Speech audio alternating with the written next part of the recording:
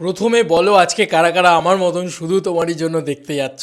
আমি তো যাচ্ছি ভাই, আজকে শুধু তোমারই জন্য দেখতে যাচ্ছি। কোনো নতুন ছবি দেখবো কিনা জানি না, তবে শুধু তোমারই জন্য দেখবই।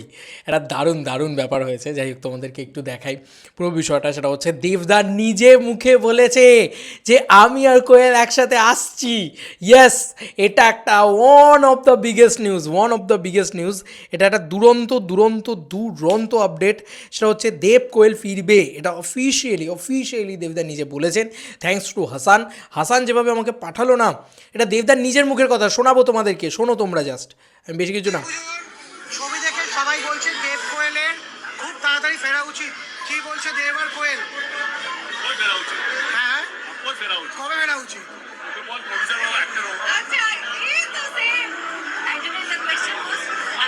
আচ্ছা, যার ডেট পাওয়া কঠিন, এক্ষুনি কথা হচ্ছে। শোনো ভালো করে।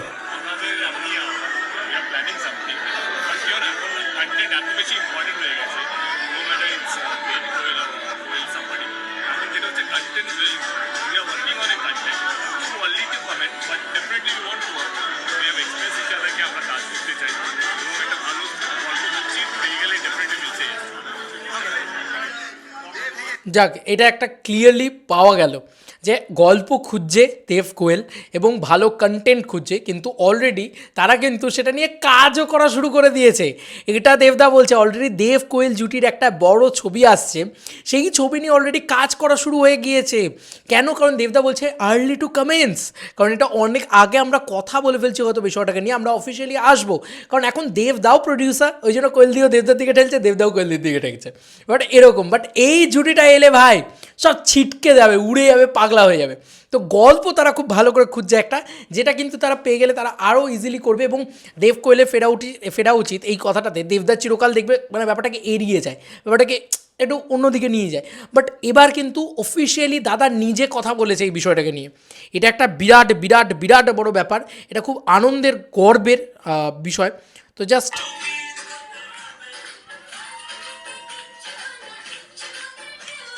জাস্ট দেখো কি কাণ্ড। হারলে জানো কেউ পগলু পগলু পগলু, থোড়া সা করলে রোম্যান্স।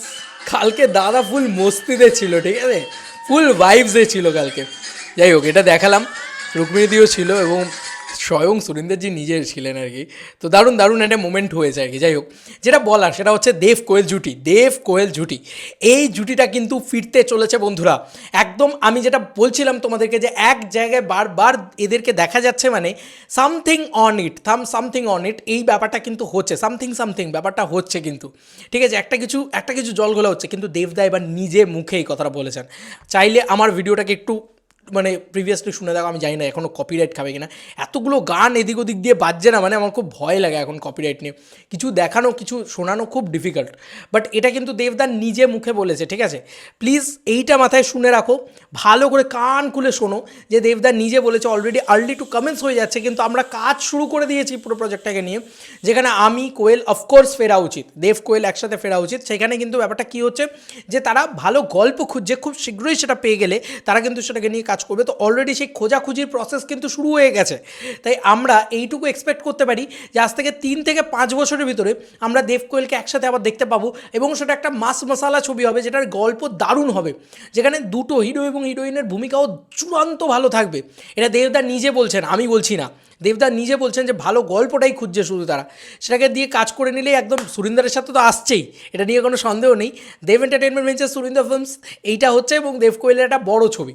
দেখা যাক যে সেটা কীভাবে তারা প্ল্যান করে, কী তারা সেটাকে নিয়ে মাউন্ট করে। কিন্তু ইটসেলফ এটা একটা স্ট্যান্ডালোন ছবি হতে চলেছে, এটা কিন্তু ক্লিয়ার।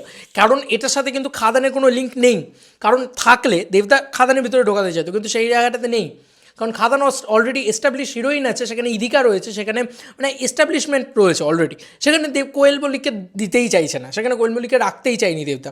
তো সেই কারণেই কিন্তু এটা খাদানের এস্টাবলিশমেন্টে এটা একটা আলাদা গল্প, আলাদা একটা সিনেমা, যেটা কিন্তু খুব শীঘ্রই আসতে চলেছে। দেখা যাক, আমরা 2027-28 দিক করে আমরা হয়তো মেবি এটার অ্যানাউন্সমেন্ট পেতে পারি। দেখা যাক কী হয়। আমি খুব এক্সাইটেড।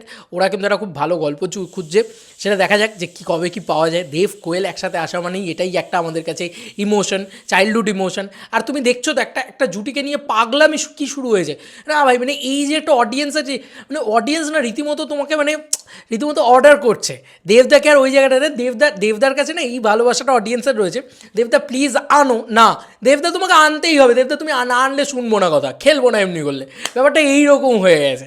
ঠিক আছে, তো দেবদার সাথে এই রিলেশনটা অডিয়েন্সের আছে, এবং অডিয়েন্সটা যে দাদা তোমাকে ইয়ের সাথে কোয়েলের সাথে দেব কোয়েল জুটিকে আবার ফেরাতে হবে, এই ব্যাপারটা কিন্তু দেবদা, ওই জন্য দেবদাও বলছে যে এত চাহিদা এত লোকের এটা যখন আছে মানে ডেফিনেটলি দেব কোয়েল জুটি ফেরা উচিত, আমরা জাস্ট ভালো গল্পটা খুঁজছি, এবং ভালো গল্পটার একবার মানে খোঁজার কাজও শুরু হয়ে গেছে, এটা দেবদা নিজে বলছে।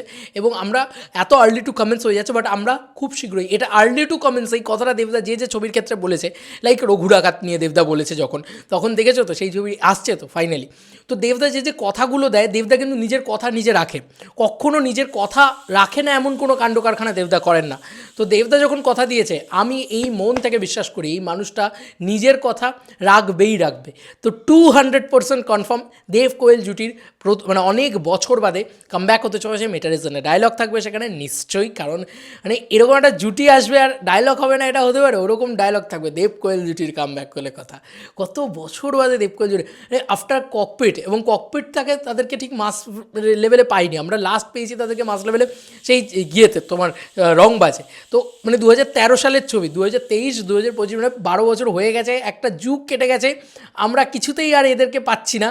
তো দেখা যাক যে মানে এটা 15 বছর বাদে অন্তত যেটা পেয়ে যাই দাদা, বাস দ্যাটস ইট। তোমাদের আর কি মতামত এই ভিডিওটাকে নিয়ে জানিও কমেন্ট সেকশনে। চলো বন্ধুরা, নতুন কোনো ভিডিওতে দেখা হবে, বাই।